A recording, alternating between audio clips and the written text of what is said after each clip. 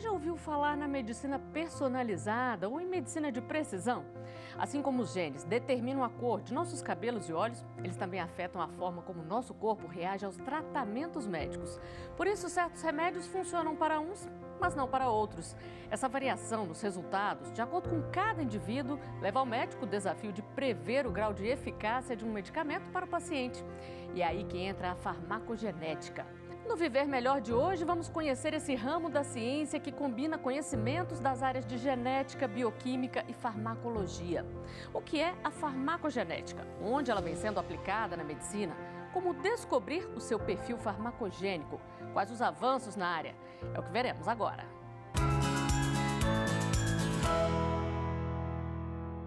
Desde a experiência com ervilhas de Gregor Mendel, considerado o pai da genética, muito se evoluiu no conhecimento sobre o assunto. Mas foi no início dos anos 2000 que o projeto Genoma Humano mapeou os genes do DNA e os estudos relacionados à farmacogenética puderam avançar. Embora o nosso genoma se assemelhe em 99% de sua totalidade, cerca de 1% é variável e nos torna seres únicos. Porém, hoje, a grande maioria dos medicamentos e suas recomendações de dosagem abrangem todos os indivíduos igualmente. Com os testes farmacogênicos, é possível entender o padrão genético de cada um, verificando a interação com medicamentos. Na oncologia, por exemplo, os avanços na área possuem potencial para reduzir os efeitos do tratamento quimioterápico. Vocês todos nós já tivemos a experiência, ouvimos pelo menos à distância, um filme na TV, ou infelizmente tivemos alguém próximo a gente, que ao fazer um tratamento quimioterápico, muitas vezes dá a impressão que o remédio está matando o paciente, né? Isso não é uma verdade, mas dá essa impressão por quê? Porque a dose tóxica é muito próxima da dose terapêutica. A gente sabendo exatamente como é processado esse medicamento de forma individual, nós conseguimos aí trabalhar com doses, né, menores ou maiores de acordo com a necessidade daquele indivíduo. Mas como funcionam os testes genéticos? Quando algum medicamento entra em nosso corpo, ele é metabolizado e modificado estruturalmente por enzimas que ativam ou desativam seus componentes. Assim, mutações nos genes de enzimas metabolizadoras, transportadores ou receptores podem afetar a resposta à terapia medicamentosa, causando as chamadas reações adversas, por exemplo. A partir de amostras de saliva ou do sangue, o exame identifica como o organismo metaboliza essas enzimas e, consequentemente, certos medicamentos.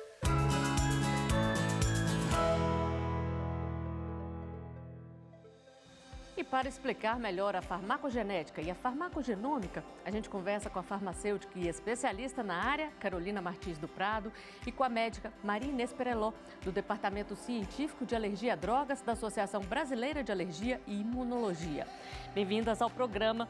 Doutora Maria Inês, a gente ouve hoje muito falar em medicina preditiva, medicina de precisão, medicina personalizada.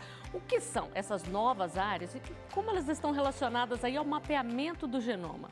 Bem, vamos começar tentando definir o que é farmacogenética, né? Que é o estudo, é a ciência que estuda como variações, né, genéticas individuais podem impactar, né, na forma de absorver, de metabolizar, de excretar os medicamentos e até na sua ação no seu alvo, né? De maneira que isso pode alterar entre indivíduos uma resposta individual a um determinado medicamento. Então, dentro desse contexto, a gente pode falar de uma medicina preventiva, onde a gente sabe que o paciente vai usar o medicamento e pode mapear essa sensibilidade que ele pode ter, e também de uma medicina personalizada, né? Porque esse paciente é aquele paciente que talvez metabolize mal essa enzima. A medicina de precisão é um pouco diferente. A gente tem dentro das doenças, atualmente, subdivisões, né? de formas de fisiopatologia diferentes. Então, vamos dar um exemplo. Por exemplo, na asma, que é um grande grupo, a gente pode ter aquelas asmas que tem um mecanismo fisiopatológico mais eosinofílico e que vai responder melhor a um determinado medicamento. E outras que podem ter o perfil, por exemplo, neutrofílico, que não vai ter uma resposta tão precisa àquele medicamento que a gente está propondo. Então, a medicina de precisão entra mais nesse contexto, tá? E nas outras formas, a gente tem a medicina de prevenção que a gente pode fazer mais utilizando esse viés aí da farmacogenética. Doutora Carolina, e qual é a diferença aí entre o teste farmacogenético e os testes genéticos para diagnóstico de doenças? Os testes genéticos, eles geralmente estão associados a alguns determinados genes que já se sabe que está associado a uma doença. A farmacogenética é diferente, ela não vai associar nenhum gene à doença em si, né? Porque geralmente essas doenças são poligênicas, né? As nossas doenças, poucas doenças são monogênicas. Então, os testes farmacogenéticos, eles predizem a resposta ao medicamento e não serve como rastreabilidade de doença. Doutora Carolina, e a partir dessas informações, o que muda aí no tratamento? Porque a gente sabe que muitas vezes a pessoa usa um medicamento, aí não desenvolve a reação que deveria, passa para outro medicamento. Sabendo essas informações, facilita, agiliza o processo? Sim, sem dúvida, né? A gente, sabendo do perfil farmacogenético do paciente, a gente já consegue predizer a resposta. Então, por exemplo, eu vou falar da psiquiatria, que é a minha área a área que eu trabalho, né? Por exemplo, a gente consegue predizer se o paciente vai responder bem ou não a um determinado antidepressivo, a um determinado não antipsicótico. Na psiquiatria, cerca de 30% a 40% dos pacientes eles não respondem bem ao primeiro tratamento que é utilizado. E eles vão ficar naquela troca, vamos tentar esse antidepressivo, vamos esperar um mês, não melhorou, vamos aumentar a dose, não melhorou de novo, mais um mês, vamos tentar colocar um outro medicamento, não melhorou, vamos tentar, e assim por diante, e o paciente pode passar anos sem uma melhora efetiva. Então, com o teste farmacogenético, a gente já consegue ter um direcionamento. Esse medicamento não vai ser muito bem aproveitado por essa pessoa. Então, a gente já consegue eliminar um pouco essas tentativas e erros. A genética é destino? O fato de apresentar, por exemplo, uma predisposição para uma doença significa que a pessoa vai ter aquela doença?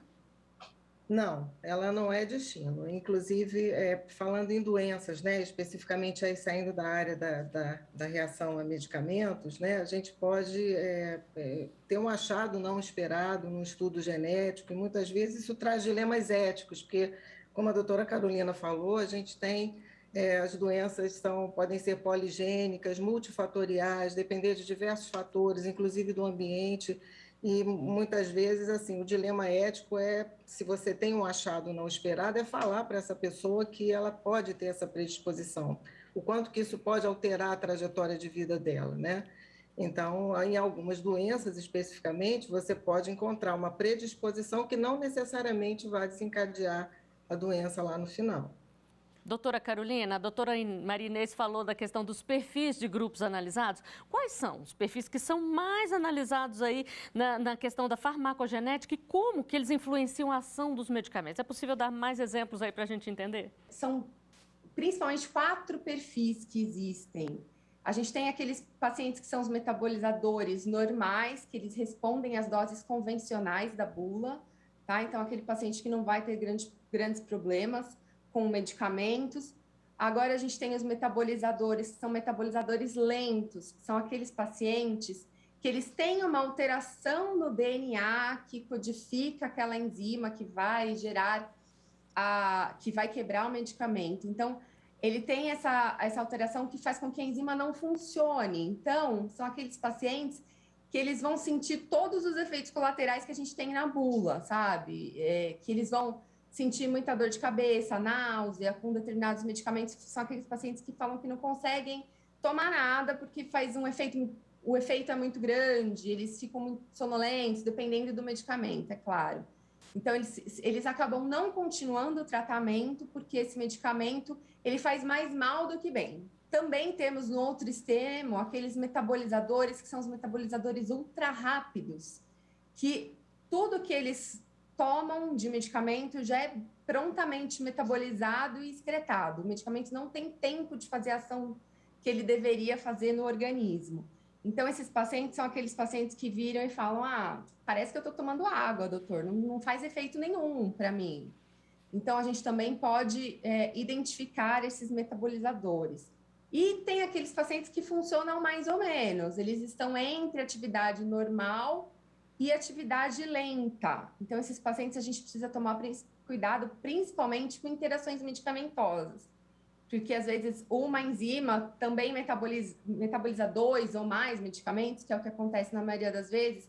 Então, esses pacientes, aquilo que não funcionava direito passa a não funcionar de vez, porque a enzima está lá ocupada em metabolizar outro medicamento que não era para metabolizar. Então, a gente tem pacientes que vão relatar, acabam relatando muitas reações adversas por causa das interações medicamentosas, e a gente precisa ficar de olho nisso, nesses pacientes também. Doutora Marinese, é fácil aí identificar a partir das queixas e dos relatos dos pacientes? Existem alguns medicamentos, assim, o exemplo clássico dos medicamentos anticoagulantes, né, os cumarínicos. Sim. Existem variações alélicas ali que fazem com que eles sejam mais ou menos aproveitados pelos pacientes, né? Então, isso pode ser determinado pelo teste farmacogenético, mas muitas vezes na clínica o que se faz é a medida do INR, né, que é uma medida de coagulação para você tentar sentir como que aquele paciente está utilizando aquele medicamento, se ele é um metabolizador rápido, como a doutora Carolina falou, se ele é lento. Isso vai refletir na clínica nessa possibilidade de efeito colateral de sangramento e que pode ser dosada assim pelo INR, que é um exame laboratorial simples, né? É um assunto bastante complexo. Nós vamos fazer uma rápida pausa aqui no nosso bate-papo. O Viver Melhor faz um breve intervalo. No próximo bloco, vamos falar sobre alergia a medicamentos e o cenário da farmacogenética no Brasil. Não saia daí.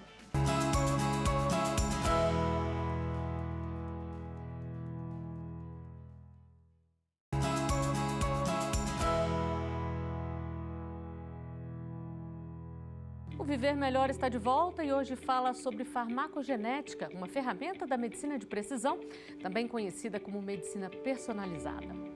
E a estudante Gabriela Kreski é um dos milhões de brasileiros que tiveram problemas com medicamentos, mas não sabiam da predisposição a alergias e efeitos adversos até tomarem o remédio. A gente confere no VT. O que era para ser um tratamento para infecção urinária se transformou em um pesadelo para Gabriela Kreski. Ao tomar um antibiótico prescrito pelo médico, a estudante desenvolveu uma alergia que a deixou hospitalizada. Quando eu acordei no outro dia que eu tinha tomado a medicação, eu estava com muita urticária na perna. Estava toda vermelha, coçando, e eu não estava assim grave, mas estava incomodando, porque era uma coceira insuportável. À noite, eu estava muito pior, meu corpo estava ficando inchado, o meu olho estava diminuindo, assim, de tamanho, estava pequenininho. Eu sentia mal-estar da alergia, né? Estava me dando febre também. Eu estava com bolhas que nasciam até no meu pé, que eu não conseguia pisar no chão, assim, que ficava doendo. Aí, no outro dia, quando amanheceu, a gente voltou no hospital. Quando eu cheguei lá, o médico plantonista resolveu me internar. A Sociedade Brasileira de Alergia e Imunologia estima que 12% dos brasileiros já apresentaram algum tipo de reação alérgica a medicamentos. Isso porque um mesmo remédio pode funcionar para alguns indivíduos e não ser eficaz para outros. Mas e se fosse possível saber o medicamento certo na dose ideal para cada pessoa? O teste farmacogenético ele vai auxiliar, ele vai ser uma ferramenta que vai auxiliar o médico a entender como aquele paciente pode responder a determinado tipo de tratamento, especificamente em relação às medicações. Sabemos que alguns genes que podem estar alterados, presentes ou ausentes na genética daquele paciente, podem alterar a forma como o paciente responde a determinada medicação. É uma estratégia válida, principalmente nos pacientes polimedicados que já fizeram uso de diversas medicações e que ou não tiveram resultados satisfatórios com o tratamento ou tiveram muitos efeitos colaterais. Os testes genéticos também são aliados na área da nutrição. Alguns indivíduos apresentam também uma alteração no receptor de sinalização de saciedade. Então, essa pessoa vai apresentar uma alteração no gene MC4R. São pacientes que comem impulsivamente até passar mal. Eles acabam a refeição e ainda sentem necessidade de comer mais. Nunca estão satisfeitos. Assim como a farmacogenômica, que nos possibilita entender como os nossos genes interagem com os fármacos para a otimização das terapias medicamentosas, é de suma importância também nós valorizarmos a nutrigenômica, a nutrigenética, pois é através deste conhecimento individual e personalizado que nós vamos obter o melhor aproveitamento dos nutrientes, o melhor aproveitamento da nossa ingestão alimentar. E para entender melhor a atuação dos medicamentos no nosso organismo, voltamos a conversar com a farmacêutica especialista na área, Carolina Martins do Prado, e com a médica Maria Inês Pereló, que é membro do Departamento Científico de Alergia a Drogas da Associação Brasileira de Alergia e Imunologia. Doutora Maria Inês, a alergia está ligada à genética? Por que a pessoa desenvolve aí uma alergia a determinado medicamento, por exemplo? A gente tem a reação adversa a medicamentos, é um grande grupo, né, de reações que podem ser divididas em reações do tipo A, né, que são reações que são mais relacionadas aos efeitos colaterais, que a doutora Carolina falou, né, que podem ser previsíveis e podem ter relação com a dose do medicamento, e as reações do tipo B, onde tem as hipersensibilidades que podem ter uma base imunológica ou não. Elas podem ter um fundo genético, né? Então, a gente tem, por exemplo, as reações do tipo relacionadas aos HLA, né? Que são as reações de farmacodermias graves, elas podem ser geneticamente rastreadas em alguns casos, né? E tem muitos alelos que são relacionados, alguns com custo-efetividade para serem rastreados, outros não.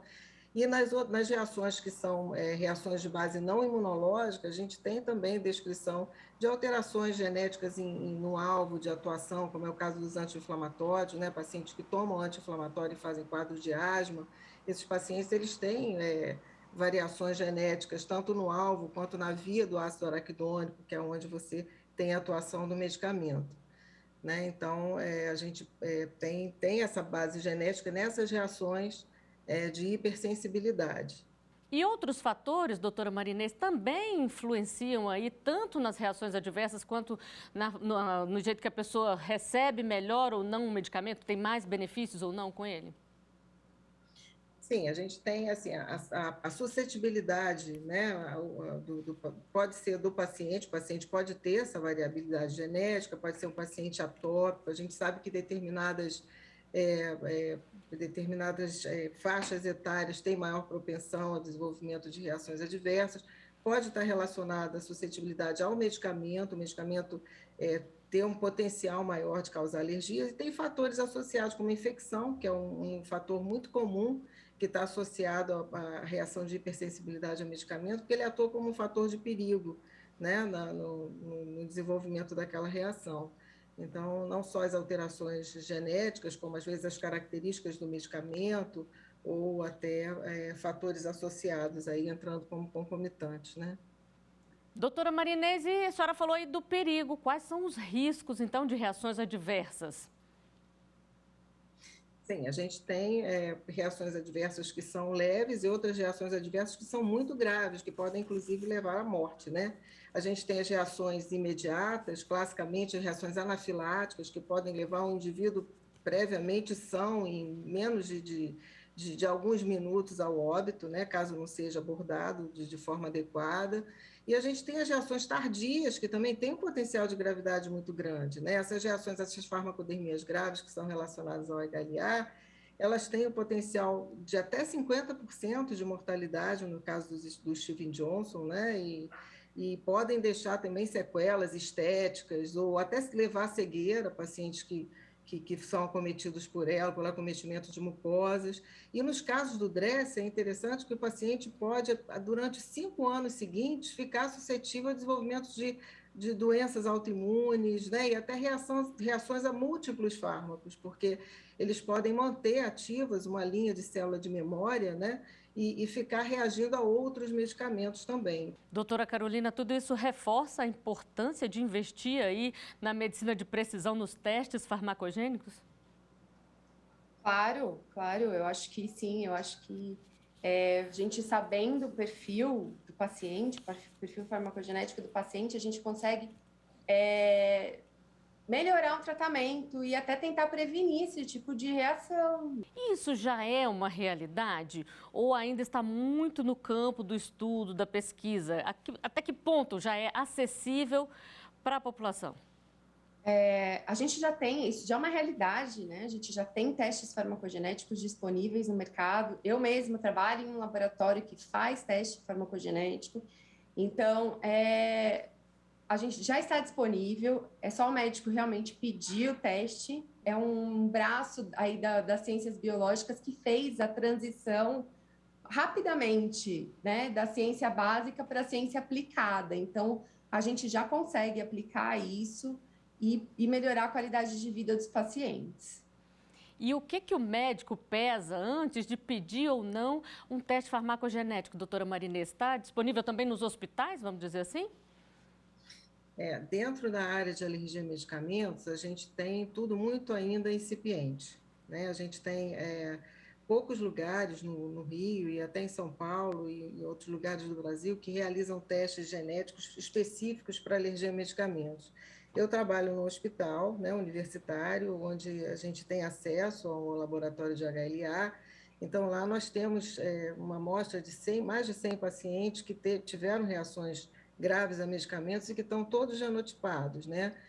Como eu falei anteriormente, essas reações, esses HLAs de risco, eles podem estar relacionados à ancestralidade do paciente. Aqui no Brasil nós temos uma população muito miscigenada, né? Mas a gente encontrou, né, conseguiu fazer a correlação nos pacientes para diagnóstico, né? Não para rastreio. Mas a gente tem atualmente, assim, sugeridos recomendados, né, pelas agências regulatórias, o uso da genotipagem HLA para rastreio antes do uso do medicamento, apenas para dois medicamentos, para pacientes que vão iniciar o uso de carbamazepina e que são do Sudeste Asiático ou têm ancestralidade asiática, e pacientes que vão iniciar o uso de abacavir, que é um antiviral utilizado para HIV.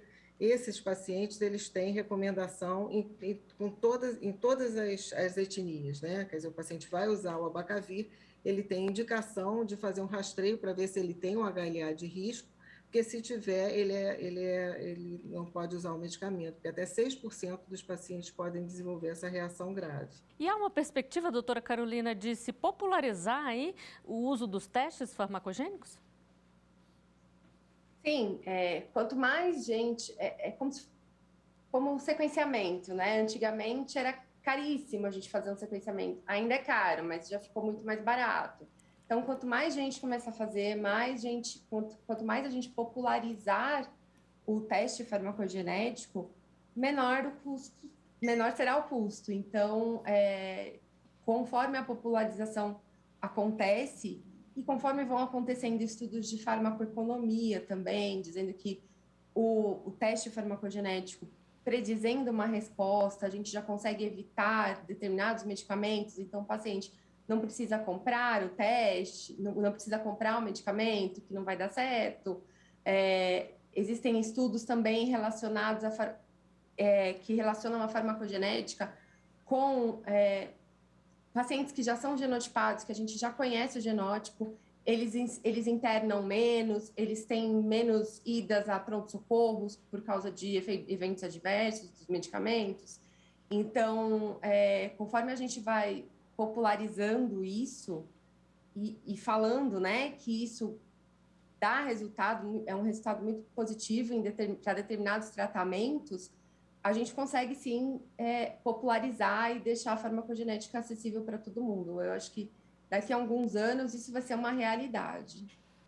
Doutora Marinês, e o próprio paciente ele pode sugerir ao médico que peça esse teste farmacogenético quando isso é um investimento válido para ele? Em geral, o paciente não tem muito essa noção, né, de que ele pode pedir um teste para poder prevenir alguma reação. O que a gente vê e assim avalia no ambulatório lá de reação a medicamentos, onde eu coordeno, é que a genotipagem desses pacientes muitas vezes assim indica HLAs de risco para outros medicamentos que nem são aqueles medicamentos que o paciente teve, né, relacionados à sua reação. Né? Então, nesses casos, a gente consegue fazer uma orientação farmacogenética para o paciente, e até assim, no paciente, a gente, por exemplo, tem uma paciente lá, o alopurinol, um medicamento que está muito relacionado a reações graves também, Inclusive, ele muitas vezes é indicado, né, de forma não correta, né, assim, para a hiperuricemia sintomática. A gente tem uma paciente lá que teve um quadro de Stevens-Johnson-NET, ficou cega, né, ela perdeu praticamente a visão. Ela tem 5 filhas, né, e ela tem um HLA de risco. Então, a gente teve a possibilidade de, nessa paciente, fazer a orientação da família inteira. Bom, para a gente encerrar, doutora Carolina, eu gostaria de saber o que a gente pode esperar aí de avanço a curto prazo. A gente sabe que a ciência muda muito rapidamente, né? Assim, eu acho que quanto mais estudos forem desenvolvidos, mais gente pesquisando, eu acho que os testes eles já são robustos para algumas áreas, mas eles vão ficando mais robustos. Com mais estudos, a gente vai conseguir cada vez mais e mais determinar outros medicamentos, a associação entre outros medicamentos e genes, e para ter um tratamento mais assertivo para o paciente. E na área da senhora, doutora Marinês? Dentro da área de alergia a medicamentos, eu acho que é a mesma coisa. A gente tem que procurar fazer trabalhos e investir na pesquisa dentro dessa área da genética, né? A gente tem realmente essa heterogeneidade, né, dentro da nossa população. E é interessante uma coisa, assim, a gente tem uma mistura, né, de três raízes ancestrais, né? A africana, a ameríndia e a europeia. A gente tem uma predominância dessa ancestralidade europeia na maioria da população, mas cada indivíduo ele tem um mosaico que depende muito da sua história pessoal, né? Então, dentro da nossa população, a gente tem que fazer muitos trabalhos mesmo para tentar entender o que acontece. Existem alelos que são específicos da nossa população, da nossa mistura, né? E isso tudo depende da pesquisa, do incentivo para esses trabalhos todos aí que a gente vem fazendo e que a doutora Carolina faz também. E que venham mais e mais avanços, porque é sempre para o nosso bem, né? Doutora Carolina, doutora Marinês, muito obrigada pela entrevista. Sim.